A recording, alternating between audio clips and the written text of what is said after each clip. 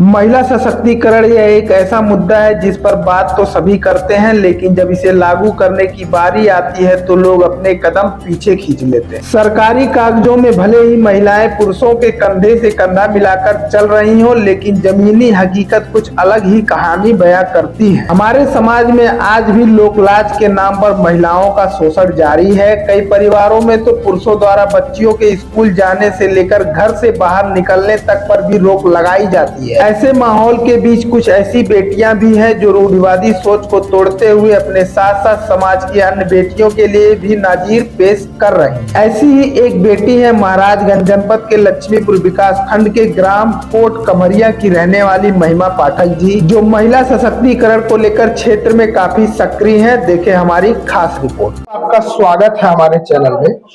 बहुत बहुत धन्यवाद आपका। पढ़ाई लिखाई कितनी हुई है आपकी, कहाँ से शिक्षा अर्जित की है? देखिए, मैं तो लॉ कंप्लीट हूँ, मेरा लॉ कंप्लीट हो चुका है। मैं इस समय फरिंदा में प्रैक्टिस भी चल रही है मेरी। मैं इस समय अधिवक्ता के रूप में हूँ और मेरा हाई स्कूल और इंटर लक्ष्मीपुर सरदार पटेल से हुआ है और ग्रेजुएशन मेरा भगीरथपुर से हुआ है और लॉ मेरा महाराजगंज से हुआ है।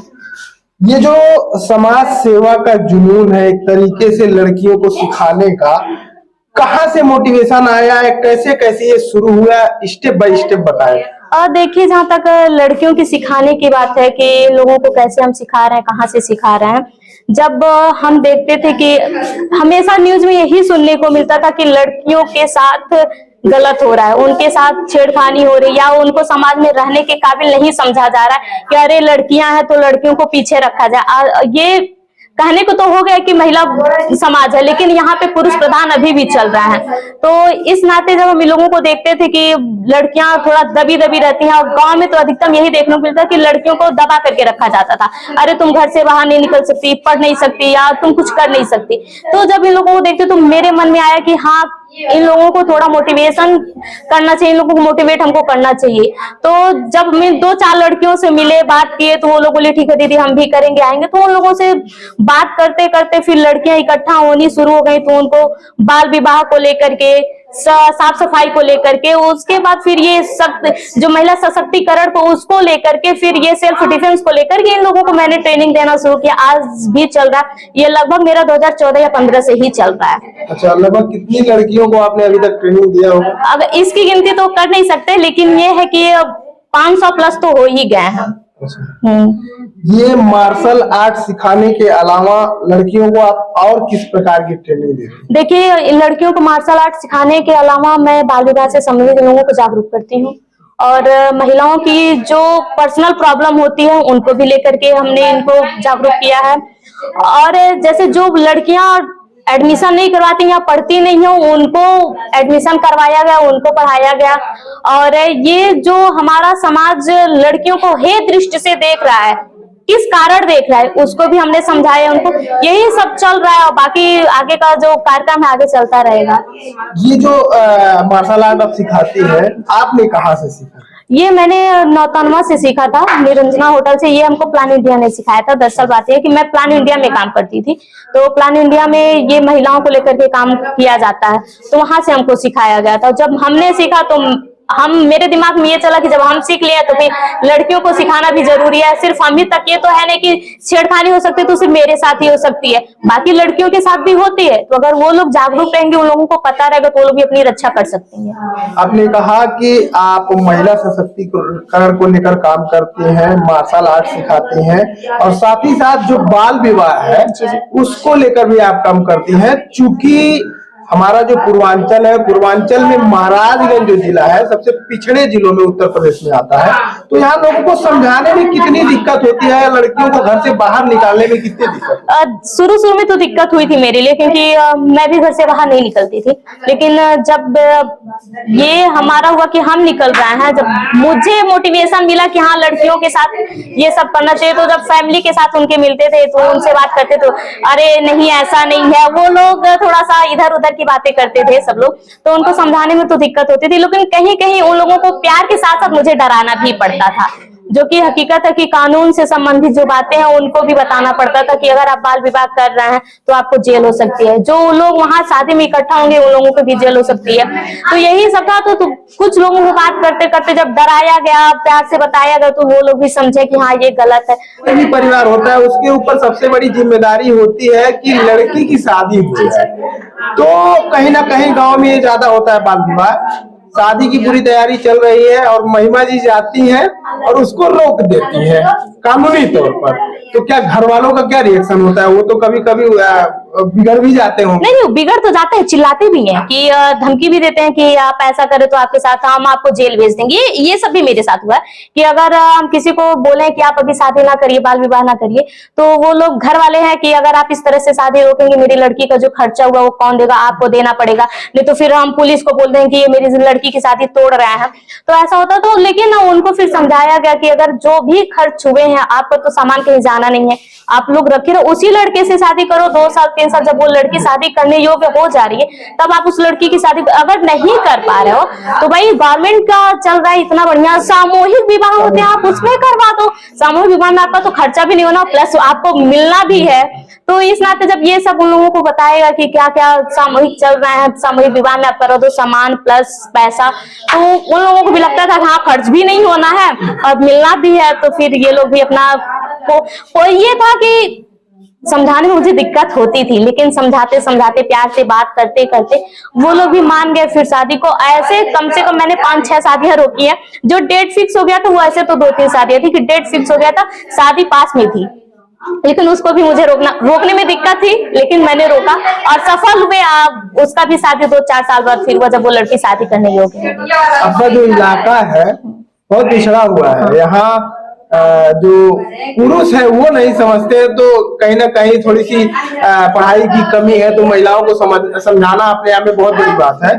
आप शादी के लिए समझाती हैं, लेकिन अपने इलाके में एक चीज बड़ा चर्चा में होता है कि जैसे ही लड़की 18 भी नहीं पहुंचने देते हैं, 18 से पहले बोलते हैं कि वो युवा हो गई है, उसके पहले ही शादी निपटा दिया जाए, तमाम तरीके के बहाने बनाते हैं। तो उसको आप लोग कैसे मैनेज करती हैं? क्योंकि कहीं ना कहीं एक अपने इलाके में एक चीज और होता है कि लड़की जैसे ही 18-20 से ऊपर जाएगी तो उनको डर होता है कि कहीं ना ऊंच नीच ना हो जाए। तो उसको कैसे आप लोग समझाते? देखिए कि जब ये हमारा गांव जागरूक नहीं हुआ था, उसके पहले की बात अगर हम आपको बताएं तो लोग हाँ था कि अगर लड़कियां घर से बाहर निकलती थी या किसी काम को करने के लिए निकलती तो घर वाले नहीं आने देते, हम ही बुलाते थे तो नहीं आने देते। लेकिन जब हमने निकलना शुरू किया, मेरे साथ 2-4 लड़कियां निकलना शुरू की, तो उनको देखते देखते फिर उनको हम लोग बताए कि देखिए अगर हम लोग निकलना है तो हम भी तो लड़कियां हैं, हम भी तो इसी गांव की लड़कियां हैं, हम भी किसी की बेटियां हैं, तो अगर हम लोग निकल सकते हैं तो वो लोग भी निकल सकते हैं, हम साथ में हैं, तो ऐसा है नहीं कि इनके साथ कुछ हो जाएगा।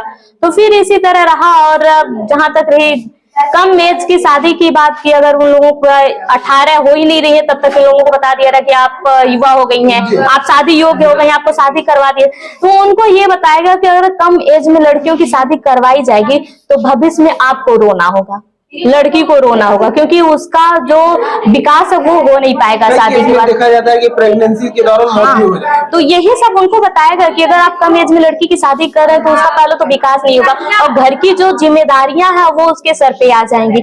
और अगर बाई चांस ऐसा हुआ कि वो प्रेग्नेंट हो गई तो प्रेग्नेंट के दौरान कई मौतें देखी गई हैं, गाँव में भी मेरी देखी गई है कम एज की लड़कियों के साथ। तो इस नाते उनको जब एग्जाम्पल दिया गया कि इस लड़की के साथ ऐसा हुआ तो हो सकता है आपकी लड़की के साथ भी ऐसा हो। अगर परिवार वाले अच्छे नहीं मिले, मारपीट या हर एक चीज होती तो आपको देखना पड़ेगा, आपकी लड़की का जो भविष्य वो तो खराब होना ही है, आपकी भी भविष्य खराब होगी, आपको अपने पास लड़की को रखना पड़ेगा। तो यही सब समाज को दिखाते हुए, कानून को दिखाते हुए, बात करते हुए आज मेरा गांव भी जागरूक है। किसी भी बच्ची से अब खड़ा कर दीजिए, सब बच्चे कहेंगे नहीं अभी मुझे शादी नहीं करना है, जब मेरा एज हो जाएगा तभी हम शादी करेंगे। नहीं, हम शादी ही नहीं करेंगे जब तक कुछ बन नहीं जाएंगे। स्वच्छता को लेकर भी काम करती थी और उस दौरान आपने काम किया जब गाँव में लोग सड़कों पर जाकर शौच करते थे। तो ओडीएफ मुक्त कराने में कितना समस्या है, और खासकर जिस समय आदमी शौच करने जाता है उसी समय अगर आप टोक दे तो कहीं ना कहीं झगड़ा होने का भी संभावना होता है। तो कैसा अनुभव रहा? देखिए उस समय तो गाली भी मिलती थी ऐसा नहीं था कि गाली नहीं मिलती थी, गाली मिलती थी कि जब लोग सड़क पे बैठे हो शौच करने और उसी समय आओ हंगामा करो, लड़के या लड़कियां दोनों मिलकर के। तो फिर वो समय प्रॉब्लम थी, बहुत ज्यादा प्रॉब्लम थी कि लड़कियों को कैसे, उस समय महिलाओं को कैसे रोका जाए या पुरुष को कैसे रोका जाए। तो अगर ठीक है महिलाओं को किसी तरह हम लोग कर, लेकिन जेंट्स को रोकना एक तरह से हम लोगों के लिए दिक्कत है कि अगर उनसे हम लोग बात कैसे करेंगे। वो लोग तो अपने ही धुन में मस्त रहते हैं कि कैसे क्या करना है, सुनने वाले तो होते नहीं है। लड़कियों की बात, जाहिर सी बात है लड़कियों की बात कोई सुनना नहीं चाहता, लेकिन साथ में लड़कियों के साथ लड़के भी उस समय स्वच्छता का जो था उसमें लड़के भी साथ में थे। जब सुबह या शाम दोनों टाइम जब होता था कि अब टाइम हो गया घर से लोगों का निकलना, तो मेरी टीम की लड़कियां और लड़के पहले आ जाते थे।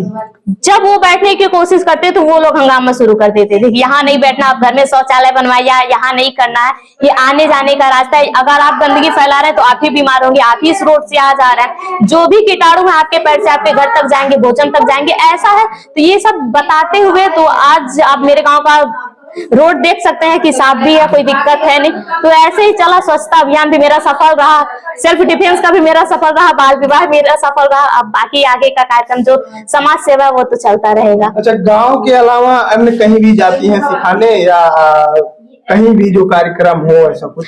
नहीं, ऐसा नहीं है कि हम स्पेशली कहीं सिखाने के मोड जाए, लेकिन ये है कि जहां हम जाते हैं अगर मुझे 4-5 लड़कियां मिल जाती हैं, जितनी भी लड़के मिल जाते हैं मैं वहां अपना शुरू कर देती हूँ। ये सेल्फ डिफेंस को लेकर के वहां हम शुरू हो जाते हैं कि चलो इसी बहाने कम से कम वो लड़कियां भी सीखेंगी।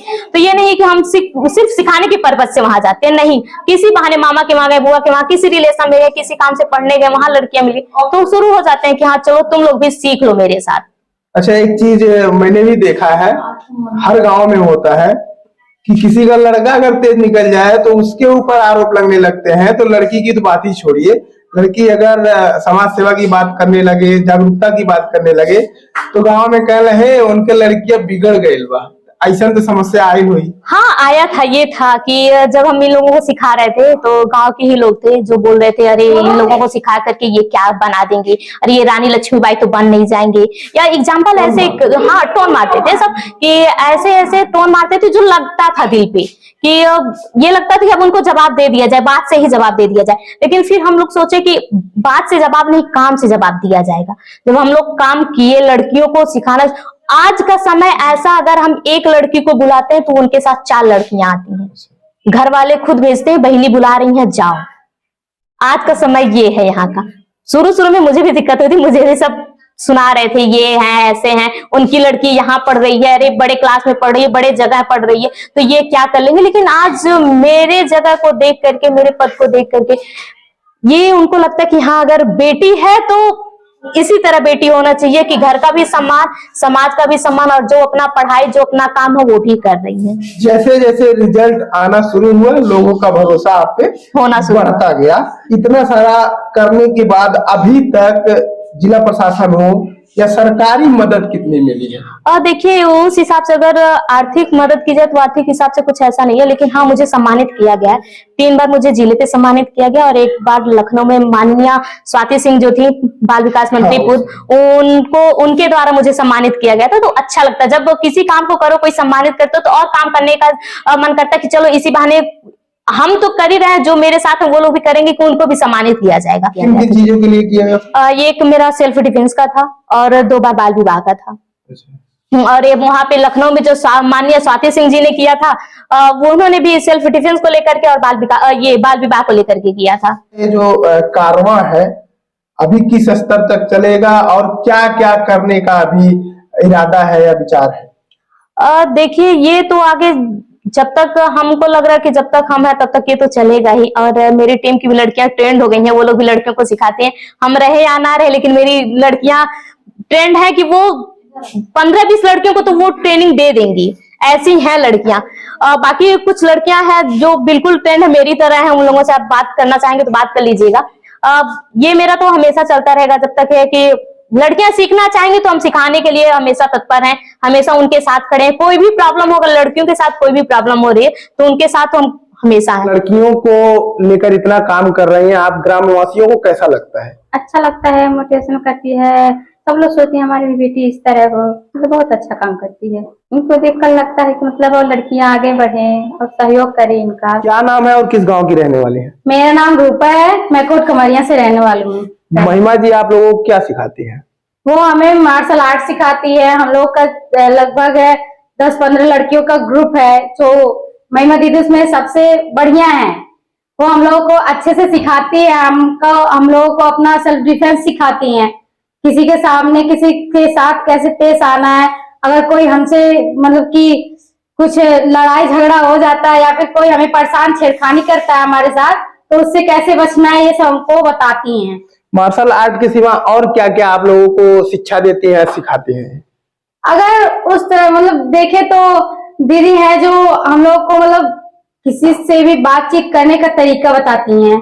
और कुछ पढ़ाई में, समाज सेवा में, जैसे ये हो जाता है कि मतलब आसपास की लड़कियों को, जैसे हम लोग को तो दीदी बताती है, जागरूक करती हैं।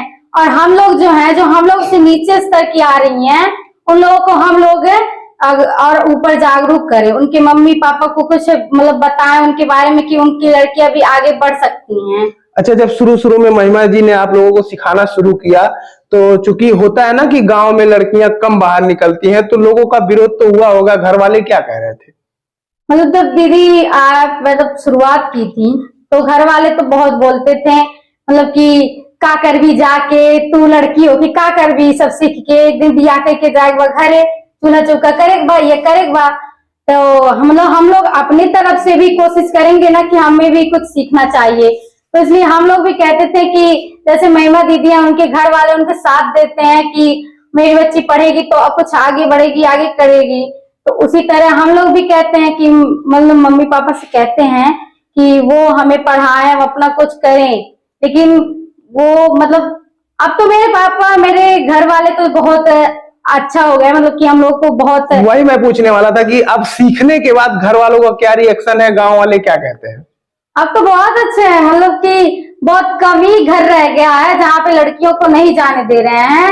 लेकिन इस गांव के ज्यादातर घर के लोग अब लड़कियों को, अपने बच्चियों को एक बार कहने पे भी भेज देते हैं। महिमा जी स्वच्छता को लेकर कई सारे कार्यक्रम करती हैं, तो उसका क्या रिजल्ट अभी सामने आया? सफाई वगैरह जैसे जानते हैं, ये रोड पे जो था गंदगी बहुत ज्यादा हो जाता था पहले, शौच वगैरह ज्यादा सब लोग मतलब रोड पे पाते थे। तो इसी के ऊपर जब से सिखाए कि मतलब रोड पे ना जाए, कुछ लोग थे, टीम बना हुआ था। तो स्वच्छता के मतलब ये था कि स्वच्छता लाने के लिए वहां पे गंदगी हटाना चाहिए। तो वहां पे जो ग्रुप बना था, तो उसमें जितने भी लोग थे वहां जाके सब बोले कि मतलब यहाँ गंदगी ना फैलाइए, ना करें। तो इसी के ऊपर मतलब अभी भी आप देख सकते हैं, तो रास्ता जो है अब साफ है, आए होंगे आपको क्लियर था रास्ता पूरा। तो विरोध भी तो हुआ होगा ग्रामीण द्वारा? ये भी था कि मतलब बोलते थे कि नहीं यहाँ नहीं, यहाँ मत करो, ये मत करो, आते थे मतलब ये सब गाली वगैरह भी होता था। तो कैसे आप लोग समझाते थे फिर? समझाना पड़ा कि इसी तरह की भी ऐसा करेंगे तो आपके वहाँ बीमारी वगैरह, जिस रास्ते से आएंगे, मक्खी हुई, मक्खी आपके घर पे जा गया, हैजा हुआ, मतलब बहुत मतलब बीमारियां आपके घर पे आ सकती हैं।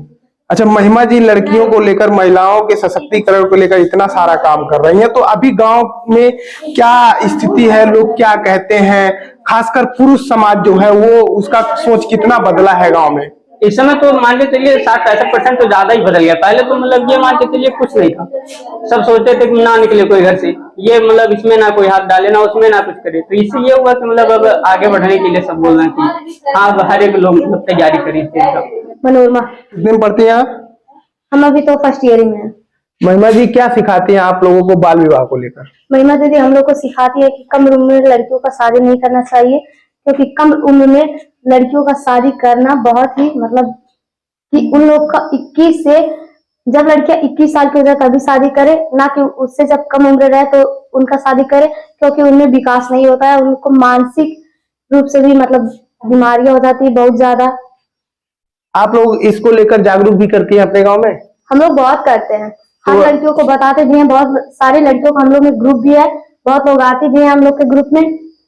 ग्रामीण इलाका है, कम शिक्षा यहाँ होता है, तो कैसे लोगों को समझाती हैं हम लोग? पहले तो हम लोग को ये सब पता नहीं था, जब से हम लोग के महिमा दीदी आई, मतलब हम लोग को बताएं, तो हम लोग अपने से और लड़कियों को भी मतलब लेकर आए, लड़कियां हम लोग के साथ आई, महिमा दीदी हम लोग को सिखाई। और अब इस समय बहुत ज्यादा लड़कियां आई हैं, हम लोग ने सीखी हैं।